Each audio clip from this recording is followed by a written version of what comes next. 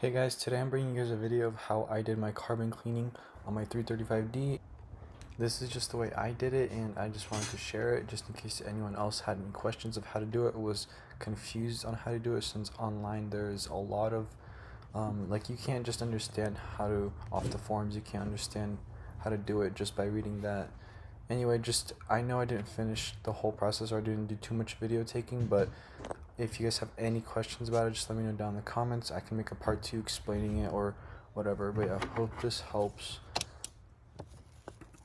Here in the video I didn't really explain that much, but later on I will. But this is just the top ports, and as you can tell, I partially cleaned them, but all that black chunk basically needs to come out with either a scraper or just the walnut blasting itself. If the walnut blasting doesn't blast it out, then you gotta use the scraper to loosen it up and then suck it up with the and then use the vacuum to suck it up. But the way we did this, plastic bagging basically, and we cover the whole engine up, and then we use double-sided tape to stick it so it doesn't fly underneath, and basically we just cut them out the holes or So the we ports. started this carbon buildup, and we've took everything off the intake and then the valve cover, and the valves are open, right? And then we started cleaning the first one. We set it all up, closed the valves up, and your flashlight.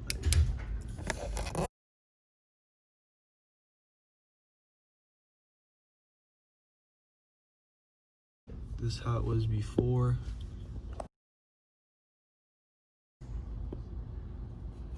That's how it was before. So we're gonna do on the next ones and also those. But yeah,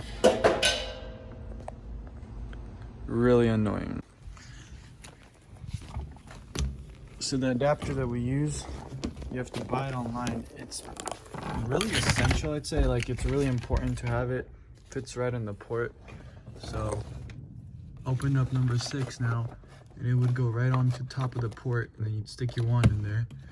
And this is how 6 is looking right now. So it's pretty gunky, I'd say. I don't know if you can see it. Anyway, yeah, it's dirty basically. It's a little better. And then the top port, these are the picks, by the way. Just kind of, if there's some like hard, just loosen it up. But that's the top port, and they like tend to curve.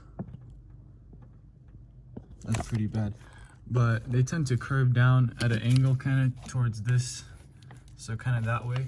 So that's why these side angle picks and like a one that's bent kind of sideways helps out a lot.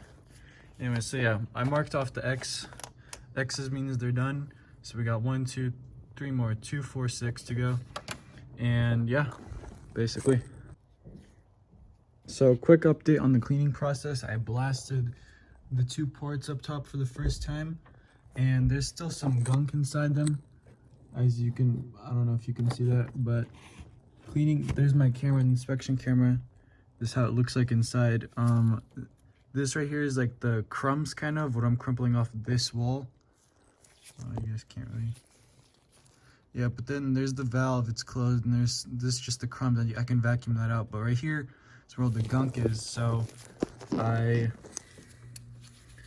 grabbed this tool kind of right here, and I go in the port with the camera. And so basically you see it right there, and I'm trying to scratch it off. Ugh, the sun's kind of in the way. There you go. See the crumbs kind of coming off, and it's okay, just dull the pick a bit so it doesn't scratch the valve inside or the actual port either. And then you can vacuum that out, and then kind of I blast the walnut blast. I do like 3 times. First time I do it, kind of clean out most of it, and then I use the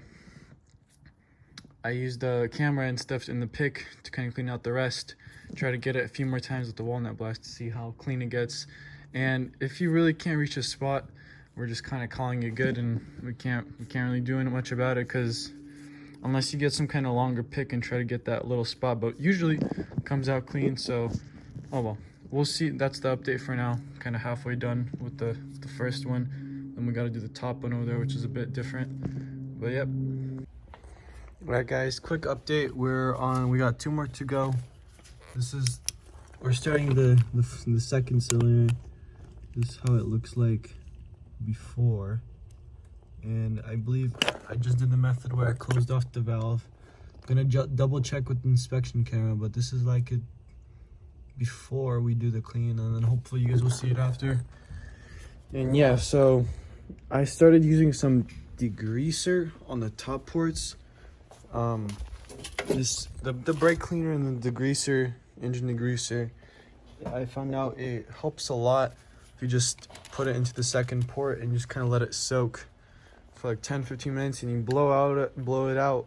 Make sure they're closed though, don't have like any open valves. But when you blow it out, the liquid, kind of soak it out with some of the paper towels, and then it comes off easier with the blast because it evaporates in the midair, kind of the liquid, so they don't really get soaked, but like they do kind of fall off the walls of the port easier. So yeah, that's just the update. I'll kind of show you how it is going, like in the middle of the process, and then towards the end how the valve looks like. So yeah, so cleaning the top port here, and as you can see, and there you go, kind of, I don't know, you can't really focus down there, but it's not even clean. Like, it's still dirty. And this is how much just came out. Let me focus. There you go. This is how much just came out of this, and like they just sit on the wall like that. This piece was just sitting on the wall. See, it just came off like a little chunk. But yeah, you literally just gotta go in there, and I'm just using this little scooper thing. Just going in there. I'm just pulling it out. Yeah, that's basically the process of how you first do it. And then you take the blaster with the shop air pressure and the walnut blast, and you just blast it through and kind of do your best again and start picking again. Hey guys, quick update. So we put the turbos back on. We replaced all the little copper, you know, like all the rings and stuff with oil feeds, because I don't know, I guess they were worn out and everything. And we replaced the top little turbo, the actual spooling, I don't know what it's called, but yeah, replaced that, clean up the whole area, and then yeah, so put that all in there, put the headers in, put the new down pipe. I don't know if you guys can see that. Yeah, that's the new down pipe down there. Super clean.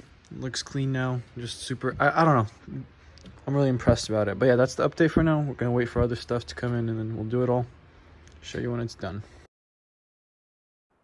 Basically, this is the end of the video.